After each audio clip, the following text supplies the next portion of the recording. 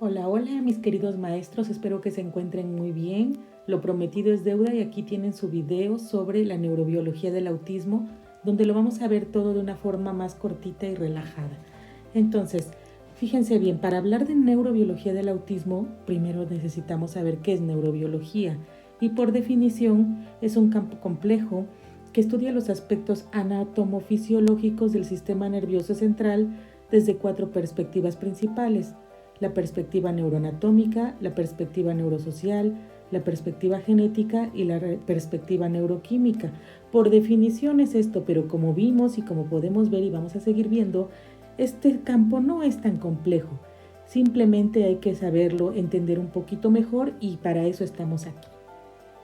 ¿Por qué decimos trastorno del espectro autista? Como pudimos ver, ya ha habido a lo largo del tiempo bastantes definiciones, pero como les decía, las características se mantienen, ¿sí? El caso es el mismo. Entonces, ¿qué tenemos que saber? Bueno, que sí es un trastorno, me encanta esta forma de llamarlo porque es la correcta desde el punto de vista neurobiológico, porque el autismo es un trastorno del neurodesarrollo. Entonces, realmente es un trastorno. También es un espectro, porque como sabemos hay personas con diferentes características, entonces todas entran dentro de un espectro y vamos a ver que también está caracterizado por cierto tipo de conducta a la que le llamamos conducta autista. Entonces esto es muy bonito y me parece que es la mejor definición. Y bueno, decíamos que el trastorno del espectro autista es un trastorno del neurodesarrollo, ¿verdad? Pero ¿qué es el neurodesarrollo? Bueno, fíjense que el sistema nervioso inicia su desarrollo durante la embriogénesis, siguiendo una guía genética, pero en constante interacción con el ambiente, y eso también ya lo vimos en la clase, y continúa reformándose a los últimos años de la vida, y a este proceso se le denomina neurodesarrollo.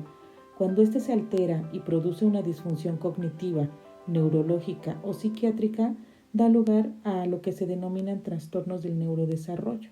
Entonces sí, el TEA es un trastorno del neurodesarrollo y hay que dejarlo muy claro. Hay muchos tipos de trastornos del neurodesarrollo y hay muchas etapas del neurodesarrollo. Pero bueno, primero tenemos que saber varias cosas para entender esto. ¿Qué es la embriogénesis? Pues es cuando se está formando el embrión, y el neurodesarrollo es el desarrollo del sistema nervioso, no nada más del cerebro, sino todo el sistema nervioso. Tenemos sistema nervioso central, que es el cerebro, y también el cerebelo y la médula espinal, y sistema nervioso periférico, que son todos los nervios que llegan hasta nuestras manos, a los dedos del pie. Estos son los pares craneales, por ejemplo, ¿no? Estos son nervios y son periféricos. Entonces, es el desarrollo de todo esto. Entonces vamos a ver cómo el TEA sí es un trastorno de cuando se desarrolla este sistema. Y bueno, si viéramos rápidamente el desarrollo del embrión o la embriogénesis, veríamos que están el espermatozoide y el óvulo, que son células que contienen toda la información genética. Entonces estos empiezan a formar el embrión y el embrión se empieza a dividir y se va alejando del ovario a través de las trompas uterinas o trompas de falopio, ya las conocemos todos, y se sigue subdividiendo para entonces el óvulo fertilizado se ha transformado en un cúmulo de cientos de células llamados blastocisto. Y en este blastocisto es lo que va a formar nuestro embrión, que a su vez desarrolla extremidades, vértebras y órganos. ¿Sí? Así a través de los 9 meses se va formando lo que va a ser el bebé, y el crecimiento se logra por la sangre cargada de nutrientes que pasa de la placenta a través del cordón umbilical. Entonces ya todos sabemos cómo es que se logra esto, cómo se desarrollan los sistemas del cuerpo y las extremidades en estos 9 meses de gestación, y los rasgos faciales, que es lo último, adquieren forma. Y ya hablando del sistema nervioso, fíjense que este sale de un tejido que se llama ectodermo, y el ectodermo dorsal se engrosa y forma lo que se llama placa neural.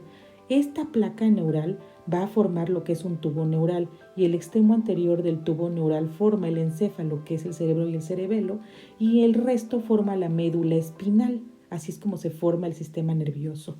Y ahora vamos a ver nosotros cómo en el TEA esto puede estar alterado. Todo esto que estamos viendo muy rápido no se da de la nada. Realmente requiere de muchas moléculas, requiere del ambiente, requiere de la genética, de vías de señalización. Y vamos a ver cómo en el TEA este desarrollo que vemos aquí, que es el típico, está alterado.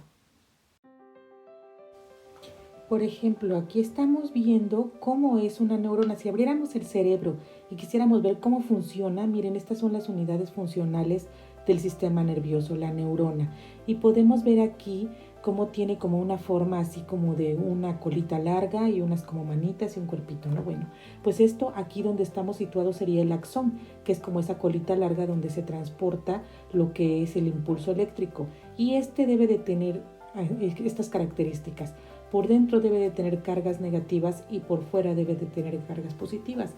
Entonces, cuando esta neurona cambia de polos o se polariza, entonces se puede dar la información eléctrica y esta viaja a través del axón y podemos ver cómo esta información eléctrica se puede convertir en un estímulo químico. Entonces viaja a través del axón, que está, ya sabemos, cubierto por lo que se llama la mielina, y llega a lo que se llama el botón terminal, como las bolitas que estaban hasta lo último de la neurona.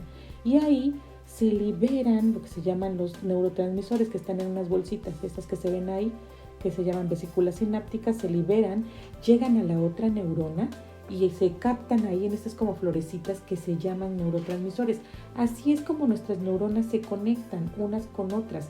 Y este tipo de cosas se llama sinapsis. Esta conexión entre dos neuronas se llama sinapsis. En las personas con autismo está alterada lo que es la sinapsis, ¿sí? Entre unas y otras, y también está alterada lo que es la sinaptogénesis o la formación de sinapsis también, y todo esto tiene que ver con el neurodesarrollo. Entonces, ahora sí, hablando del TEA, del autismo y del trastorno del espectro autista, como un problema del neurodesarrollo, un trastorno del neurodesarrollo, tendríamos que nombrar varias partes de lo que es el neurodesarrollo. Primero, lo que ya sabemos, que es la embriogénesis, lo que les mostré, que es cuando se forma el embrión. Entonces vemos que tiene varias etapas.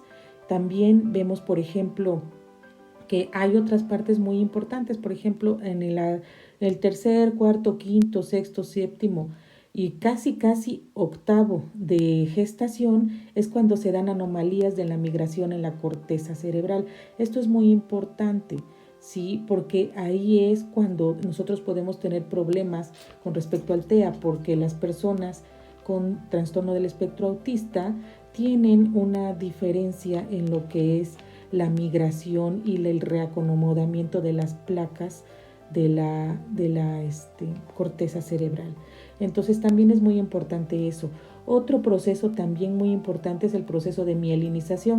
No sé si recuerdan en la parte anterior del video que estábamos viendo cómo se transmitía el impulso nervioso en una neurona. Bueno, pues vimos que estaba ahí como cubierto, como cuando tenemos los cables que les enseñaba yo, el cable de mi computadora, que acuérdense que tiene una cobertura que aísla lo que es toda la electricidad y facilita el impulso eléctrico. Bueno, pues a través de la mielinización es que esto pasa, y esa mielinización se da por otras células, ¿sí? Esto se llama mielina, lo que recubre a todas las neuronas. Entonces también es muy importante porque también tienen alguna alteración en lo que es la mielinización, y eso lo vamos a ver más adelante, cómo importa mucho para lo que son estos problemas tal vez de dolor extremo, ¿sí? Esto también está alterado. Y lo más importante, la sinaptogénesis de la corteza cerebral. Realmente lo que yo les decía, cuando veían que dos neuronas estaban comunicando, cuando veíamos hasta lo último cómo pasaban así como un tipo polvito, bueno, pues eso es lo que es una sinapsis. Entonces, las personas con TEA tienen una sinaptogénesis alterada, ¿sí? Estas personas, por ejemplo, tienen un problema en lo que se llama la poda neural, ¿sí? Entonces tienen más sinapsis, más conexiones entre las neuronas, y como les decía en algún momento, más no es mejor. Realmente debe de ser lo necesario. Nosotros pudiéramos tomar el cerebro como si fuera mi celular, el Android, como yo les decía en alguna ocasión. Entonces yo tengo mi celular, viene con las funciones específicas, ¿no? Viene con varias aplicaciones. Sin embargo, si yo no uso unas aplicaciones, dado que tengo almacenamiento solamente a lo mejor 16 gigas, ¿no? Pongámoslo en este contexto. Entonces, salvo que yo tengo nada más este almacenamiento, no voy a estar dejando ahí tal vez jueguitos que yo no use o aplicaciones que yo no use, yo lo personalizo, ¿no? Entonces, quito todas estas aplicaciones y solamente dejo las que voy a usar. Eso mismo pasa en lo que es la poda neural. Entonces, cuando estamos hablando del neurodesarrollo del TEA, es muy importante que tomemos en cuenta tres procesos que son súper importantes, que es la corteza cerebral y su formación, lo que es la migración de las células para que se acomoden las placas, lo que es la poda neural. Y fíjense que muchas personas toman la poda neural solamente después del nacimiento, pero en realidad es muy importante que se da en el periodo perinatal, la que se da en el periodo perinatal y la que se da también en la pubertad.